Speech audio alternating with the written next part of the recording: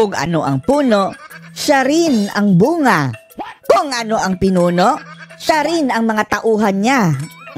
Yan talaga ang senaryo dito sa ating kapulisan mga kababayan, partikular na itong PNP na kung saan nagpaliwanag itong kanilang spokesperson mga kababayan Si Fajardo na may langaw sa mukha mga kababayan. Langaw ba yan? Anunal pala dito sa pagkakalat ng kanyang amo na si Marbil. Nang sabi ni Marbil, hindi daw lahat ng mga bumabatak ay Judik. At ang Draw GA, yung pulburon mga kababayan. Hindi na lang natin babanggitin dahil binabantayan tayo Sa tuwing binabanggit natin yan mga kababayan, napaflag ang ating video. Yung mga pulburon daw mga kababayan ay mayroon daw economic factor. Smiya. Ano ba yan? Drug para sa ekonomiya? Kaya naman nag-explain itong kanilang spokesperson mga kababayan na si Fajardo na sa halip na malinawan lalo pang ginugulo. Hindi nyo daw naiintindihan yung punto ni Marbil mga kababayan. Oh Diyos mio, saang punto ang tama doon? PNP. Nagpapalusot pa kayo, panoorin po ninyo ha. By the way, eto pala ang ating official backup channel mga kababayan. Mahirap na. Palagi nilang tinatarget ang ating main channel mga kababayan, kaya mayroon tayong backup channel, etong Headlines by PVO. Yung mga gumagamit po ng illegal drugs, some of them are not really drug dependent, some of them are social user or... Diyos mio, social user. Pinasosyal nyo lang ang tawag Kapag mahirap, Judik. Tapos kapag mayaman, social user. Social user. Social user daw mga kababayan pero hindi tumitigil. Ano ba tawag mo doon? Di ba nalulong na yan sila? Kapag hindi na tumitigil sa paggamit ng polboron? Yan na lang yan na lang mga kababayan ng ating term Pasensya na dahil nabusalan ng ating bunganga mga kababayan sa mga words. Hindi yan Judik. Kagaya na lang mga kababayan ng kapag mayaman, skin asthma. Kapag mahirap, garapata. Ganyan din ang ginagawa nito mga pasosyal, mga kababayan. Some of them, in fact, may mga nahuli tayo na ang reason nila is kaya sila nagdadrugs is para Utal-utal na si Fajardo mga kababayan. Explain pa more. Gising lang sila just to extend yung working hours. I think that... so justified iyan. Kaya nga, tinatawag yung illegal na pulburon, di ba? Dahil illegal. Whether or not, nalulong sila dyan o gumagamit para pampagana, illegal iyan Ano gagawin nyo? Justified din nyo? Was the context na sinabi ng ating Chief PNP na... para daw hindi nyo nag-gets mga kababayan ang context. So, anong ini-imply ninyo mga ungas? Hindi dapat tinitignan ng isang drug user as masama, kundi biktima sila. Biktima. Wala ba silang mga utak? Wala ba silang sariling pag-iisip mga kababayan na gaano kasama yung mga bagay na iyan? Biktima ka kung inilagay lang yan sa iyong inumin. Hindi mo alam. Pero willingly, tinake mo. Tapos, ang palusot mga kababayan, gusto ko lang magising. Pero ang katotohanan niyan, naghahanap ka na. Judik ka na. Kaya nga tinatawag na addictive Kasi nakaka-judik talaga. Pinagsasabi nito. Kasi meron ding economic side. Mayroon economic side. Ekonomiya para sa... Meron ding economic side. Ang sakit sa ulo ng mga animal na ito mga kababayan. Paano ba tatanggol ang ating bansa nito? Kung ang mga pag-iisip ng mga namumuno dyan sa PNP ay ganito. Economic side. Gusto mong mag-extend ng iyong working hours. So nakakatulong pa. Salamat sa pulboron at mas marami na akong nagagawa. Productive. Take a case in point yung ating mga konduktor, yung mga driver na nahuhuli po na pag nag-positive sa drugs, ang reason nila kasi... Dahil, Judy, yan lang talaga. Kaya nga mayroong mga aksidente sa daanan. May mga road rage mga kababayan dahil dyan sa mga Judik na mga driver.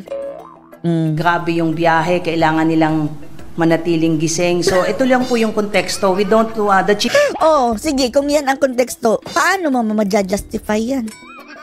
Parang, sige na lang, understandable, dahil konduktor, driver, ganyan ba, Fajardo?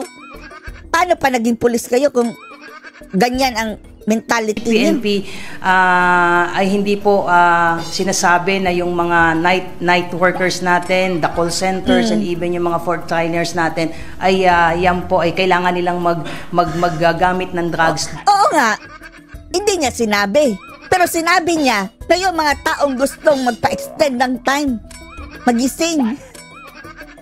Hindi considered Judith dahil pampagana lang. Just to extend their Hindi pa ba Judith yun? Gumagamit gabi-gabi tapos hindi Judith. working hours. Hindi po ganun ang ibig sabihin po ng ating chief PNP. Sige, anong ibig sabihin niya, Aber? Bakit ikaw ang sumasagot? Tapos, akala ba namin magpaliwanag ka tapos lalo mo lang ginugulo? Sabi lang ng ating chief PNP, and our problems sa drug po is this is not a wag nating tignan sa law enforcement Ano ba yung solusyon dyan? Di ba dapat kayo kumilos kayo? Hulihin nyo yung mga nagbibenta. perspective, kundi may economic side din po ito. May health side din po ito. May economic side, may health side. So yan ang reason nyo. So paano na yan? Pababayaan nyo lang. Wala na kayong gagawin? Mayroong exception. Yan ang inyong i-explain. That would require a more holistic approach po.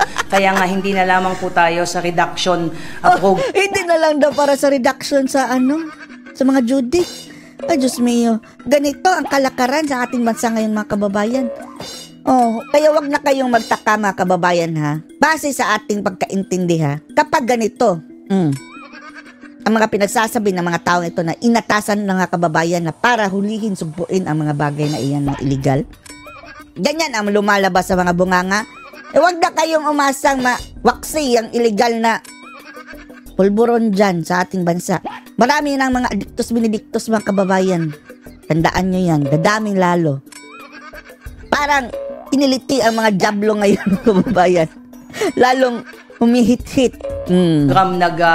Nagko-concentrate, yung ating demand reduction program is also given equal emphasis to address na hindi ito addiction na pagka na-identify ka ay sinasabi nga nila that would result na may mga killing doon sa mga pulis. Hoy, Fajardo, regardless of addiction of hindi addiction yung gusto ninyo na social user, sa ngalan na illegal iyan, ay dapat yung aksyonan yan, Fajardo. Ang dapat maintindihan nyo, Fajardo, na etong paggamit ng illegal na pulburon ay closely linked sa paggawa ng krimen. Kung hahayaan na palampa kayo dyan, paano na? Sino lang magtatanggol sa amin kung ganyan kayo, mga pulis? Hindi lahat ng pulis pero kapag ganyan ang leader, mga kababayan, galing mismo sa taas si Marbil. Ano maaasahan mo sa kanyang mga tauhan? Operation, they deserve second chance also kasi nga baka kaya pala yung nahulihan ng mga kababayan, yung isang van na puno ng pulbo ng mga good item, andun pa sa PBBM, wala na tayong narinig. Second chance yun? Ha? Hindi naman talaga addict for the simple reason na gusto lang nilang mag-take place because there are some side of the story that we all should understand na hindi Sige, wag din na lang ipagbawal. Gumawa ka ng batas na legalize this pulburon. Kawawa na ang bansa natin, mga kababayan, kapag taong inatasan para bantayan tayo ganito mga pinagsasabi. Sabi nga natin, hindi resort na papatayin ka agad. Sino may sabi sa'yo tutsugiin? Hulihin! Aksyonan ninyo. Di ba sa data, mga kababayan, grabe, kumpara sa data ni dating Pangulong Duterte, ang operasyon ngayon ng pulis, mga kababayan, minuscule lang. Magtrabaho kayo, Fajardo. Kailangan nating tignan yung demand side in terms of rehabilitation. Do we have enough rehabilitation center to house? Hindi nyo yan trabaho PNP. Trabaho yan ng gobyerno. Yung sa DOH na yan. Yung sa iba pa, something na wag mo yan problemahin dahil ang problema nyo, Fajardo, paghuli dyan sa mga kriminal na iyan. Parang lumalabas sa mga kababayan na, sige, sila na muna bahala dyan sa mga health side at saka social economic side. Kaming mga pulis, hindi naman lahat para sa reduction. Yan ang sinasabi nito sa Pardo. Dina-justify na nila mga kababayan para hindi lang sila magsagawa ng operasyon. Yan ba? Itong mga dependent na sa drug. Remember nung kasagsagan po nung ating campaign in the previous administration. Nangutya pa. Mahigit na 1 milyon ang sumuko at nagsasabing. So, kumusta na yun ngayon? Pagbaba ni PRRD mga kababayan, malamang nagsibalikan yun dahil maluwang na Dahil din sa inyo, Pahardo. Yun sa mga pronouncement ninyo at saka pag-upo pa lang ni Marbil mga kababayan. Sinabi agad, sa panahon ko, walang war on terror. Wala dang puwang ang war on terror sa kanya mga kababayan. Tapos bawal magpadamihan ng paghuli ng mga nagtutulak ng pulburon. Nasa tamang hulog pa ba yan? Sila ay mga addicts and yet we don't have enough rehabilitation center. So doon natin titignan ngayon yan and of course Hindi mo yan problema, Pahardo. Natatakot ka na kapag nag-ooperate kayo, wala kayong paglalagyan sa rehab? Hindi mo na yan problema. Problema yan ng gobyerno. Gawin yung trabaho nyo. Education and awareness program. So yun lang po sir, yung gustong sabihin po ng ating Chief PNP. Anyone was offended doon po sa out of context po na... Out of context? Ibig sabihin, hindi pa namin naiintindihan. Maliwanag pa sa sikat ng araw Nag-explain ka pa. Lalo mo lang ginugulo, di ba? Pagkakakot po kay Chief PNP, we apologize po. Siya ang pag-apologizein mo. Ito Marbil mga kababayan, na ito ang dapat ipa-hair follicle drug test natin. No? At bakit may mga tao gumagamit ng drugs? Remember, hindi sila addict. Hindi sila addict. Ayos mo, ano masasabi niyo dito mga kababayan? Post your comments below.